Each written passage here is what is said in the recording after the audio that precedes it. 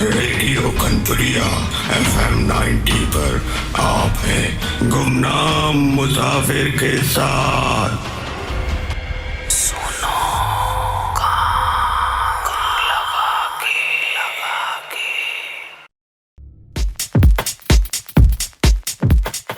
आज तो बस मजा ही आ गया। विवान नशे में झूमता हुआ बोला। हाँ यार, क्या पार्टी दी है आर्यन ने।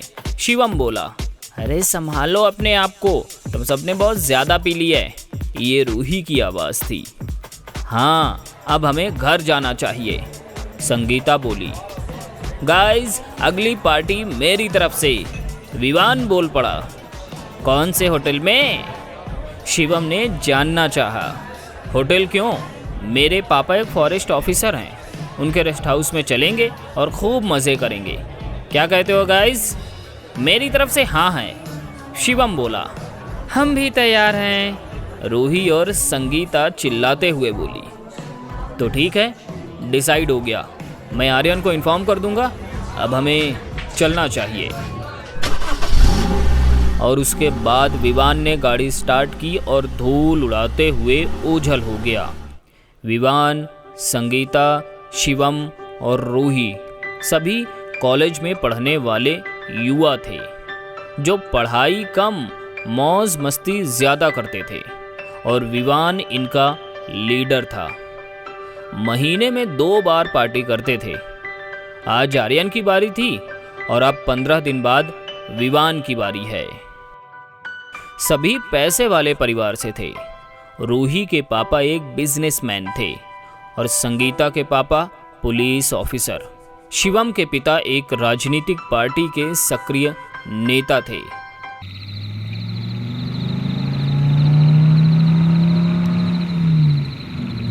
धीरे चला विवान, वरना इस जंगल में फंस गए तो बचाने वाला भी कोई नहीं होगा, घबराया हुआ शिवम बोला।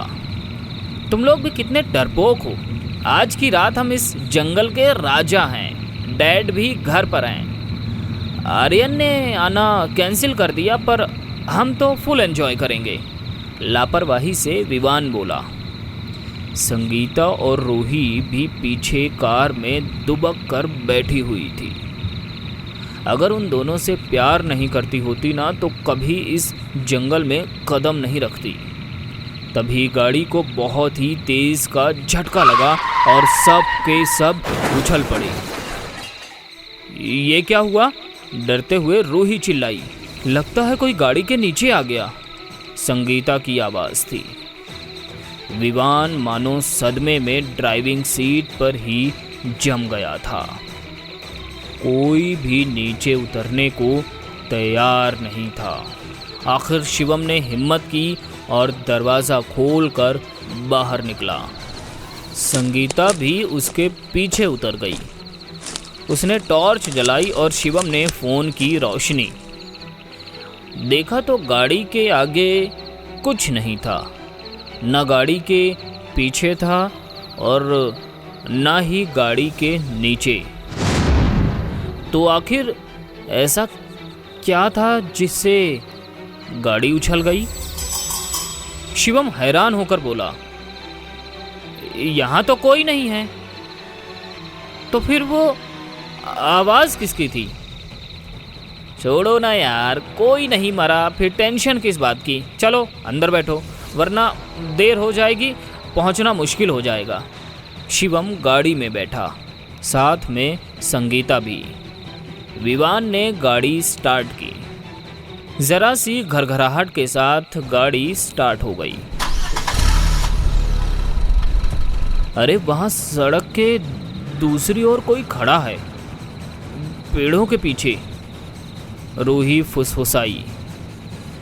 2 काली चमकदार आंखें पेड़ के पीछे से उन्हें घूर रही थी। ओफो, ये तुम्हारा वहम है, विवान बोला।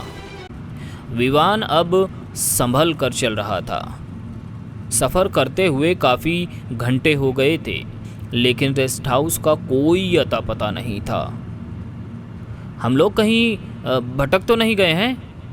यार डराओ मत, शिवम बोला। जीपीएस तो 2 किलोमीटर बता रहा था और वो हमने तय भी कर लिया, लेकिन रेस्ट हाउस कहीं दिखाई नहीं दे रहा। अंधेरा बहुत हो गया था। तभी रूही चिल्लाई, वो देखो रोशनी। सचमुच सड़क से कुछ दूर रोशनी दिख रही थी। शायद यही रेस्ट हाउस होगा। सोचकर सभी वहां पर उतर गए। मुझे डर लग रहा है, कहीं कोई शेर वेर आ गया तो? संगीता घबराते हुए बोली। तो मेरे पास गन है ना, फिक्र मत करो। विवान बोला। तुम्हारे पास गन कहाँ से आई? शिवम ने सवाल करते हुए पूछा।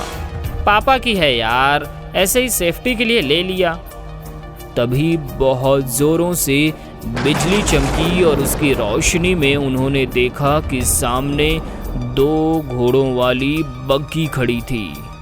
लेकिन बाद में मोबाइल की रोशनी जलाकर देखा तो वहां पर कुछ नहीं था। वो घोड़े कहाँ गए? विवान हैरान होकर पूछने लगा। लगता है हम सब बहुत थक गए हैं, इसीलिए हम सबको ऐसा दिखाई दे रहा है। शिवम हंसकर बोला। विवान जिद करके बोला। जंगल में एक अजीब सी शांति थी, मानो तूफान से पहले का सन्नाटा हो। इस बात को सब महसूस कर रहे थे, पर कोई बोल नहीं पा रहा था। अरे ये तो बंगला लग रहा है, लेकिन जंगल में कैसे हो सकता है? संगीता चौंक कर बोली। हमें इससे लेना देना क्या है, चलते हैं वहाँ। बहुत प्यास लगी है और पानी भी खत्म हो गया है। विवान अपने सूखे हलक पर जीभ फेरते हुए कहा। ये कोई जाल है किसी का, समझ नहीं पा रहे हो तुम? अब भी टाइम है, वापस लौट चलो। रूही गिड़गिड़ाने लगी। शिवम ने उसे दिलासा देते हुए कहा, डोंट वरी, हम सब देख लेंगे, अगर कुछ खतरा हुआ तो भाग लेंगे, इसमें इतनी डरने की क्या बात है। कहने के साथ ही उसने बाईं आंख दबा दी। रूही चुप हो गई, मगर उसका डर कम नहीं हुआ। सामने एक भव्य बंगला दिख रहा था, जिसके चारों ओर रोशनी थी। अहाते में सुंदर गार्डन था, जिस पर सुंदर सुंदर फूल लगे हुए थे और फव्वारे भी। ऐसा लग रहा था कि मानो पुराने ज़माने में पहुंच गए हैं। अभी वो इस तिलिस्म में ही खोए हुए थे कि छम छम करती पायलों की आवाज़ आई और सभी का मन भंग कर दिया। सभी आवाज़ की दिशा में देखने लगे। जब सब उस आती हुई आवाज़ की तरफ देखते हैं तो उनके ठीक सामने अप्सराओं को भी शर्मिंदा करने वाली एक खूबसूरत लड़की खड़ी थी, जिसने पुराने ज़माने की राजकुमारियों जैसे कपड़े पहन रखे थे। सभी भौंचक्के होकर उसे निहार रहे थे। ऐसा लग रहा था कि अपनी पलकें झपकाना भूल गए हों। चलिए अंदर, आप सब बहुत थक गए होंगे, उस सुंदर लड़की ने कहा। उसकी आवाज़ दूर कहीं बजती मंदिर की घंटियों की तरह प्रतीत हो रही थी। शिवम और विवान तो जैसे किसी सम्मोहन में थे, पर संगीता बोली, आप कौन हैं और आपको कैसे पता कि हम थक गए हैं? इतनी रात को सुनसान जंगल में आपको देखकर कोई भी समझ सकता है कि आप रास्ते से भटक गए हैं, उस सुंदरी ने कहा। ये सुनकर रूही और संगीता के होश फाख्ता हो गए। उन्होंने शिवम और विवान को झिझोड़ते हुए कहा, चलो यहाँ से। लेकिन वो दोनों तो सुन ही नहीं रहे थे। वो लड़की छम छम करती बंगले की तरफ चल पड़ी और पीछे पीछे वो दोनों। रूही और संगीता के बहुत पुकारने के बाद भी वे नहीं रुके। इठलाती हुई लड़की बंगले के अंदर चली गई और पीछे पीछे वो दोनों भी, और उनके पीछे पीछे रूही और संगीता भी दौड़ पड़ी। लेकिन जैसे ही वो दरवाजे पर पहुंची तो वो बंद हो चुका था। दोनों की चीख निकल गई। उन्होंने बहुत जोर लगाया, बहुत कोशिश की, लेकिन दरवाज़ा टस से मस नहीं हुआ। तभी एक भयानक अट्टहास उनके कानों को बहरा करने लगी।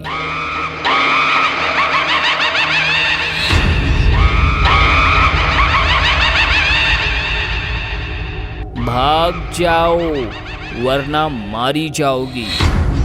रूही और संगीता घबराकर जोर जोर से चीखने लगी, चिल्लाने लगी, चलो यहाँ से वरना हम मारे जाएंगे। रूही भागते हुए बोली। लेकिन विवान और शिवम?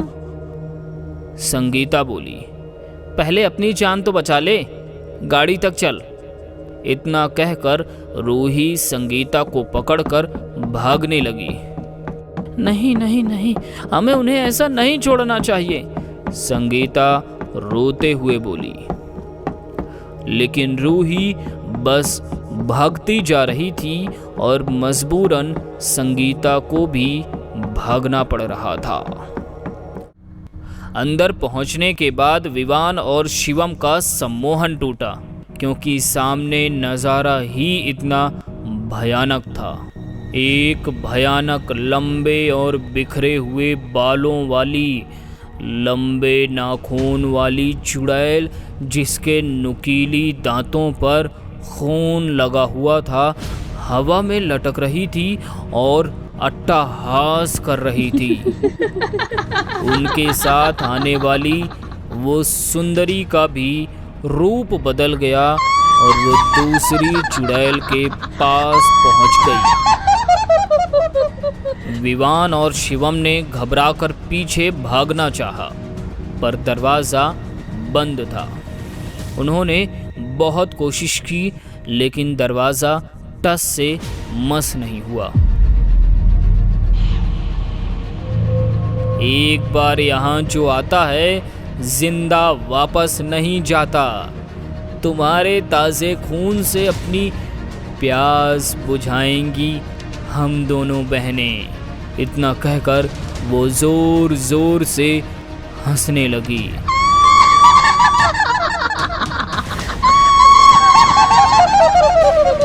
उन दोनों चुड़ैल के इशारों से वो दोनों वहाँ खींचते चले जा रहे थे और इसका विरोध भी नहीं कर पा रहे थे।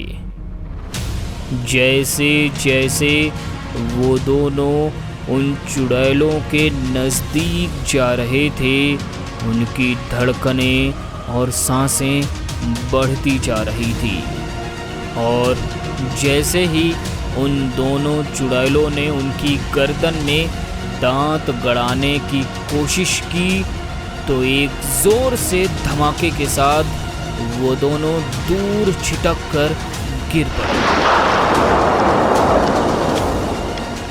विवान ने मुड़कर देखा तो संगीता और रूही के साथ एक देवी जैसी आभा वाली दिव्य नारी वहाँ खड़ी थी। उस देवी के हाथ में त्रिशूल था, जिससे चिंगारी निकलकर उन चुड़ैलों पर पड़ी तो वे तुरंत भस्म हो गईं और उनके गायब होते ही वहाँ का सारा दृश्य बदल गया।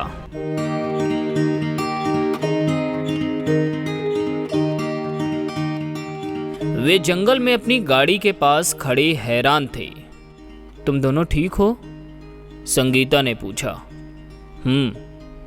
पर तुम दोनों और ये सब कैसे हुआ? शिवम किसी तरह बोला। जब तुम दोनों अंदर चले गए तो हम वापस गाड़ी की ओर भागे थे। हम लोग ऊपर वाले से प्रार्थना कर रही थी कि तुम्हें बचा लें। तब इस सुनसान जंगल में ये देवी प्रकट हुई और इन्होंने ही तुम्हारी मदद की। विवान ने हाथ जोड़ते हुए कहा, हे माँ, आप कौन हैं और वो कौन थी? देवी ने मधुर स्वर में उत्तर दिया, मैं वन देवी हूँ, जंगल की रक्षा करती हूँ। तुम जंगल में गलत इरादे से जा रहे थे तो मैंने तुम्हारी गाड़ी को रोक कर एक मौका दिया था, लेकिन तुम लोग वापस नहीं गए और आगे बढ़ते गए।